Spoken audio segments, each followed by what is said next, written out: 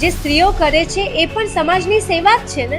આ જે સ્ત્રીઓ કરે છે એ પણ સમાજની સેવા જ છે ને. નહીં તો કેટલા બહેન દીકરીઓના બળાત્કાર થાય, કેટલું બધું થઈ શકે. આ પણ એક પ્રકારની સમાજની સેવા છે. અને જો આ સમાજ સેવા હોય છે તો મોનાસીબાને કહી કે તું પહેલા આ સમાજ સેવા તારાથી શરૂઆત કર. તો જે જોવે એમ જ કે આ સારું છે, હાલો સમાજ સેવા છે, આપણે વેશ્યાવૃત્તિ શરૂ કરીએ. આનો મતલબ એમ જ થાય ને. મારા માનવા પ્રમાણે એને જે આ મોનાસીબા જેણે આ નિવેદન આપ્યું છે બરાબર, એ રાઈટ નથી બનતું. કારણ કે અગર રાઈટ હોય તો એને કંઈ દરેક ભારતમાં જેટલી પોલીસ છે એ આવી રીતે રેડ પાડે છે, બરોબર છે, આ ધંધા ઉપર રેડ પાડે છે.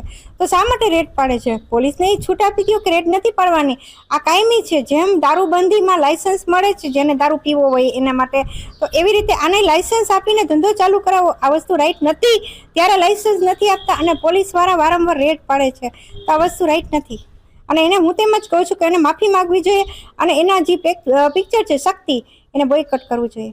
મોનાસીબા જે બોલી છે એકદમ ખોટું બોલી છે કે વેશ્યાવૃત્તિ એક સમાજ સેવા છે. પહેલી વાત તો આ સમાજ સેવા નથી. અને જો આ સમાજ સેવા હોય છે તો મોનાસીબાને કહી કે તું પહેલા આ સમાજ સેવા તારાથી શરૂઆત કર.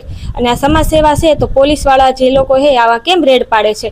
સમાજ સેવા હોય તો તેમાં રેડ ન પડવી જોઈએ ને. ઘણા લોકો સમાજ સેવા કરે છે, આપણે જોઈએ છીએ ઘણી પ્રકારની સમાજ સેવા હોય છે, પણ આ સમાજ સેવામાં નથી આવતી. અને જે પણ લોકો એમ કે આ સમાજ સેવા છે, સમાજ સેવા છે, તો આ સમાજ સેવા છે તો શરૂઆત તું કર ને. બીજાને શું લેવાને કહેશો કે તમે સમાજ સેવાને? આ ફિલ્મ રિલીઝ થવી જ ના જોઈએ.